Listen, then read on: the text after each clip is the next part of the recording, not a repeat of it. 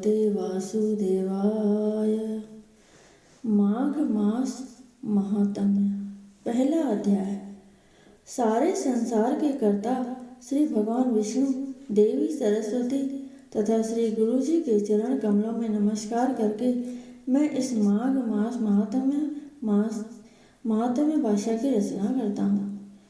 एक समय श्री सूत जी ने अपने गुरु श्री व्यास जी से कहा कि गुरुदेव, कृपा करके आप मुझसे माघ मास का महात्म्य कहिए, क्योंकि मैं आपका शिष्य हूँ। व्यास जी कहने लगे कि रघुवंश के राजा दिलीप एक समय यज्ञ के स्नान के पश्चात पैरों में जूते और सुंदर वस्त्र पहनकर शिकार की सामग्री से युक्त कवच और शोभायमान आभूषण पहने हुए अपने सिपाहियों से घिरे हुए जंगल में शिकार खेलने के लिए अपनी नगरी से बाहर निकले। उनके सिपाही जंगल में शिकार के लिए मृग, व्याघ्र, सिंह आदि जंतुओं की तलाश में इधर उधर फिरने लगे। उस वन में वन स्थली अत्यंत शोभा को प्राप्त हो रही थी। वन में कहीं वृक्षों पर मोर नाच रहे थे, कहीं कहीं मृगों के झुंड फिरते थे, कहीं गीदड़ अपना भयंकर शब्द कर रहे थे, कहीं गेंडों का समूह हाथियों के समान फिर रहा था, कहीं वृक्षों के कोटरों में बैठे हुए उल्लू अपना भयानक शब्द कर रहे थे, कहीं सिंहों के पद चिन्हों के साथ घायल मृगों के रक्त से भूमि लाल हो रही थी, कहीं दूध से भरी थनों वाली सुंदर भैंसें फिर रही थी, कहीं पर गंधित पुष्प, हरी हरी लताएं वन की शोभा को बढ़ा रही थी, कहीं बड़े बड़े पेड़ खड़े थे तो कहीं पर उन पेड़ों पर बड़े बड़े अजगर और उनकी कैंचुलियां भी पड़ी हुई थी। उसी समय राजा के सिपाहियों के राजे की आवाज सुनकर एक मृग वन में से निकलकर भागने लगा और बड़ी बड़ी चौकड़ियां भरता हुआ आगे बढ़ा। राजा ने उसके पीछे अपना घोड़ा दौड़ाया, परंतु मृग पूर्ण शक्ति से भागने लगा।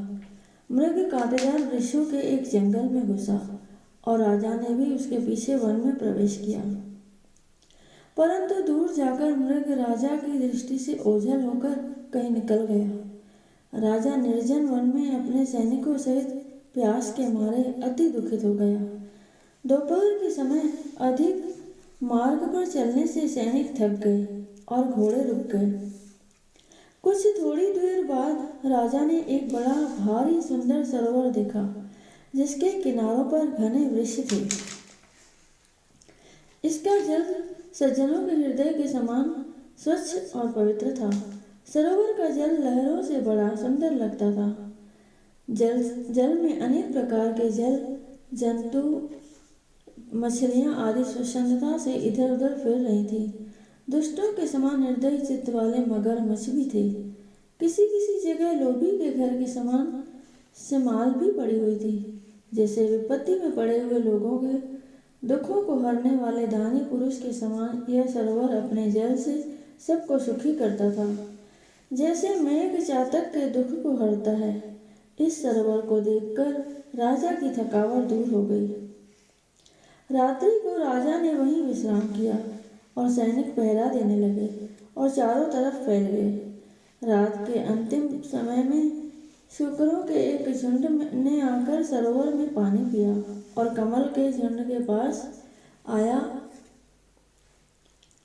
तब शिकारियों ने सावधान होकर शुकरों पर आक्रमण किया और उनको मारकर पृथ्वी पर गिरा दिया। उस समय सब शिकारी कोलाहल करते हुए बड़ी प्रसन्नता के साथ राजा के पास गए और राजा प्रभात हुआ देखकर उनके साथ ही अपनी नगरी की तरफ चल पड़ा। रास्ते में एक तपस्वी को देखा, जिसका शरीर तपस्या और नियमों के कारण बिल्कुल सूख गया था और मृगशाला और बरगद पहने हुए था और नख, रोम तथा केश धारण किए था। राजा ने घोर तपस्वी को देखकर बड़े आश्चर्य से उसको प्रणाम किया और हाथ जोड़कर खड़ा हो गया।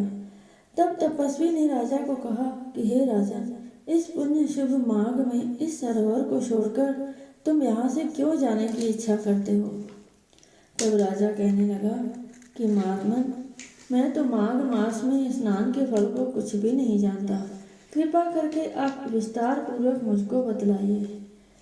बोलो श्री कृष्ण भगवान की